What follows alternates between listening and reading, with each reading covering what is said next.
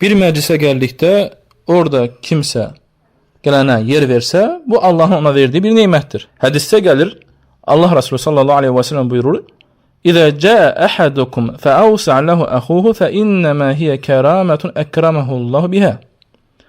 Sizdən biriniz bir yerə gəldikdə və onun qardaşı onun üçün yer edərsə, bu ona Allahın ona verdiyi bir nemətdir ki, bu nemətə görə yenə şükür etsin.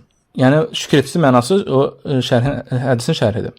Yəni qısa olaraq Allah Resulü sallallahu aleyhi ve sellem buyurur ki, yəni hansı bir yerə gəldikdə və onun üçün orada qardaşı onun üçün yer edərsə və ya onun üçün bir yer göstərərsə, artıq bu onun üçün nədir? Allah Subhanahu taala onun qardaşına qəlbinə bir ikram, hörmət yerləşdirib. Ki bunun nədir? Qardaşına hörmət edərək onun üçün yer edir. Və bu eyni zamanda iki hal göstərir ki, gələn kəsə yer etmək və ikinci məsələ isə kim ki ona yer verir, onun qəlbində o həmən qardaşa qarşı qəlbində olan bir hörməti və sevgisi var.